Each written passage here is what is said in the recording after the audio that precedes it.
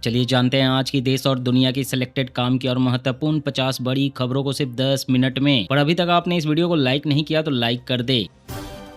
काशी में मोदी बोले महिलाओं को सपा कांग्रेस ने धोखा दिया, परिवारवाद में डूबे दल नारी शक्ति से डरे हैं, मैं आरक्षण दिलाकर रहूंगा। जी हां, प्रधानमंत्री नरेंद्र मोदी ने काशी में विपक्ष पर जमकर निशाना साधा। पीएम ने कहा 40 साल से महिला आरक्षण लटका था, हमने 2023 में नारी शक्ति अभिनंदन पारित किया, ये कानून लागू हो इसके लिए चर्चा रखी। सपा कांग्रेस टीएमसी डीएमके जैसी पार्टियों को देश की महिलाओं को धोखा दिया। असली बात यह है कि ये सारे परिवारवादी और तुष्टीकरण में डूबे दल नारी शक्ति से डरे हैं। ये परिवारवादी डर देश की बेटियों को विधानसभा संसद नहीं आने देना चाहते। पीएम मोदी ने कहा कि मैं आप सभी बहनों को फिर से भरोसा देता हूं कि आपके आरक्षण का हक लागू हो, इसमें कोई कोर कसर बाकी नहीं छोड़ूंगा। भारत रूस मिलकर यूरिया फैक्ट्री लगाएंगे, अभी जरूरत का 71% यूरिया मिडिल ईस्ट से आता है, अगले 2 साल में उत्पादन शुरू होगा।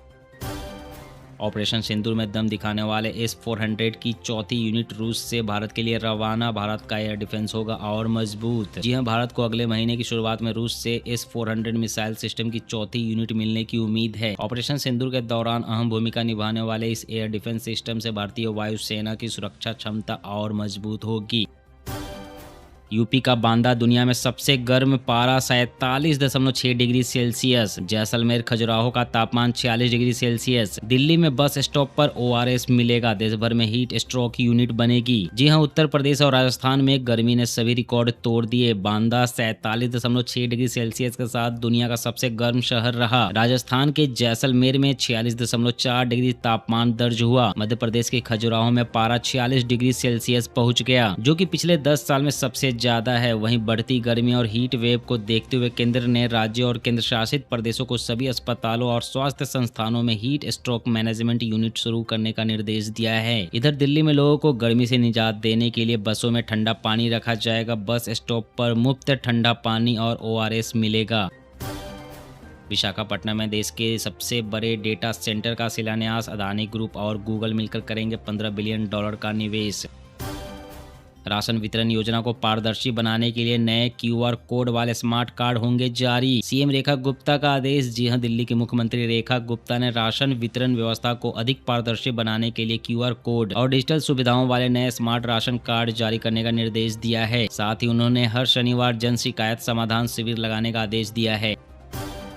बीजेपी ने वही किया जो पंजाब में अलगाववादी ताकतें चाहती है। आम आदमी पार्टी के साथ सांसदों के मर्जर पर कांग्रेस का आरोप। जी हां, राघव चड्ढा समेत आम आदमी पार्टी के साथ राज्यसभा सांसदों का अब बीजेपी में विलय हो गया है। इसे लेकर कांग्रेस ने बीजेपी पर आरोप लगाते हुए कहा कि बीजेपी को पंजाब में 6% वोट मिले थे, लेकिन यहां की 86% सीटों पर उसका कब्जा हो गया, जिससे कि अलगाववादी ताकतें मजबूत होंगी। अब मराठी अनिवार्य नहीं, ऑटो कैब ड्राइवरों के विरोध के बाद महाराष्ट्र सरकार ने बदला फैसला। जी हां, महाराष्ट्र सरकार ने ऑटो और टैक्सी ड्राइवरों के लिए मराठी भाषा की अनिवार्यता वाले अपने फैसले पर फिलहाल रोक लगा दी है। परिवहन मंत्री प्रताप सरनाईक ने कहा है कि अब जागरूकता, सत्यापन और प्रशिक्षण पर आधारित अभियान चलाया जाएगा, जिसके बाद कानून सख्ती से लागू होगा।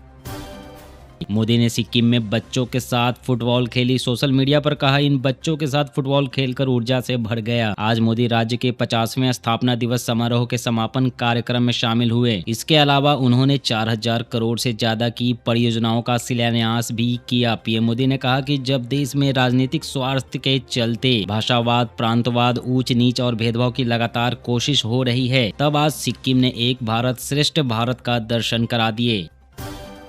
यूएई ने तेल उत्पादक देशों के संगठन ओपेक और ओपेक प्लस को छोड़ा। ईरान युद्ध के बीच तेल बाजार में अनिश्चितता बढ़ी, ट्रंप की बड़ी कूटनीतिक जीत। मुंबई में 2 सिक्योरिटी गार्ड्स पर पहलगाम जैसा हमला, धर्म पूछा, कलमा पढ़ने को कहा, मना करने पर चाकू मारे। ATS बोली ये आतंकी अटैक। वहीं गार्ड्स पर हुए हमले को लेकर महाराष्ट्र सीएम फडणवीस का भी बड़ा बयान सामने आया है। उन्होंने कहा है कि हिंदुओं को निशाना बनाया जा रहा है, NIA भी जांच करेगी। बिना रजिस्ट्रेशन दूध बेचना गैर कानूनी, 1.5 करोड़ रुपए तक केवल रजिस्ट्रेशन, 50 करोड़ रुपए से ऊपर सेंट्रल लाइसेंस अनिवार्य। जी हां, FSSAI के साफ निर्देश है कि दूध बेचने वाले सभी विक्रेताओं के लिए रजिस्ट्रेशन या लाइसेंस अनिवार्य है। बिना पंजीकरण दूध बेचना गैर कानूनी माना जाएगा और इस पर जुर्माना, माल जब्ती और कारोबार बंद करने जैसी कार्रवाई हो सकती है। यूपी उत्तराखंड में गर्मी और लू के चलते बदली स्कूलों की टाइमिंग, कई राज्यों में छुट्टियों का ऐलान। जी हां, यूपी उत्तराखंड एवं बिहार के कई स्कूलों में बढ़ती गर्मी को देखते हुए टाइमिंग को चेंज कर दिया गया है। इसके अलावा एमपी के भोपाल शहर, ओडिशा में बढ़ती गर्मी को देखते हुए स्कूलों को ही बंद कर दिया गया है। ईडी ने अनिल अंबानी ग्रुप की 3034 करोड़ रुपए की नई संपत्तियां जब्त की गई संपत्तियों में मुंबई का फ्लैट, खंडाला के फार्म हाउस के अलावा रिलायंस इंफ्रास्ट्रक्चर के 7.71 करोड़ शेयर और अहमदाबाद के सानंद में स्थित कुछ जमीन को भी कुर्क किया गया है। अब तक 19,344 करोड़ की प्रॉपर्टी पर एक्शन हो चुका है। उड़ीसा में हैरान करने वाला मामला सामने आया। बहन का कंकाल लेकर बैंक पहुंचा शख्स, कंधे पर लेकर 3 किलोमीटर पैदल चला। बैंक कर्मचारियों ने कहा था जिसका खाता उसे लेकर आओ।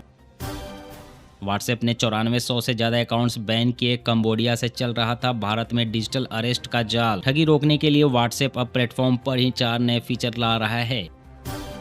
आरएसएस प्रमुख मोहन भागवत बोले, भारत पहले ही हिंदू राष्ट्र घोषित करने की जरूरत नहीं। कहा, अयोध्या में राम मंदिर जन समर्थन से बना। सोना आज 1629 रुपए गिरकर 1,50,000 पर आया। ऑल टाइम हाई से 26,000 रुपए सस्ता हो चुका। वहीं चांदी में आज 5,381 रुपए की गिरावट आई। इंडिगो एयर इंडिया ने कहा, फ्लाइट्स बंद होने के कगार पर, फ्यूल महंगा होने से ऑपरेशन मुश्किल, एक्साइज ड्यूटी और वैट घटाए सरकार। बिहार सरकार का नया आदेश, सरकारी कार्यक्रमों और स्कूलों में वंदे मातरम सहित 3 गीत अनिवार्य। जी हां, बिहार में अब सभी सरकारी कार्यक्रमों और शैक्षणिक संस्थानों में राष्ट्रीय गीत, राष्ट्रगान और बिहार राज्य गीत का गायन अनिवार्य होगा।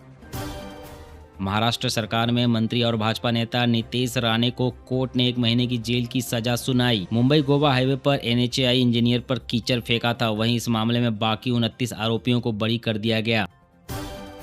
किसानों के लिए गुड न्यूज, नहीं बढ़ेंगे खाद के दाम। 25 लाख टन यूरिया आयात करने जा रही सरकार। जी हां, खाड़ी संकट के कारण वैश्विक कीमतों में वृद्धि के बावजूद सरकार किसानों को सस्ती दरों पर खाद उपलब्ध कराने के लिए 25 लाख टन यूरिया आयात करेगी।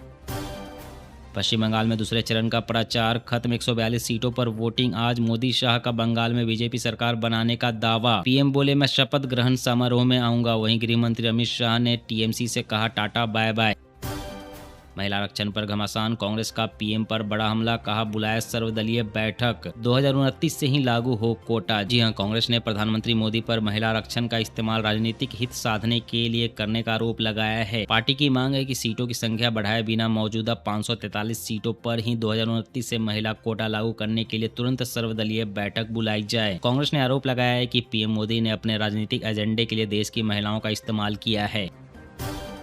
साइबर सिटी गुरुग्राम में लगेगी 21,000 नई स्ट्रीट लाइटें। अंधेरा दूर होने के साथ सुरक्षा का होगा एहसास। गर्मी की छुट्टियों में रेलवे का तोहफा, झारखंड बंगाल के लिए 12 समर स्पेशल ट्रेनें चलेगी। महाराष्ट्र गुजरात की यात्रा होगी सुविधाजनक। ईरान पहली बार होर्मुज खोलने को तैयार। अमेरिका से भी नाकेबंदी हटाने को कहा, ट्रंप ने पेशकश ठुकराई। न्यूक्लियर प्रोग्राम रोकने पर अड़े।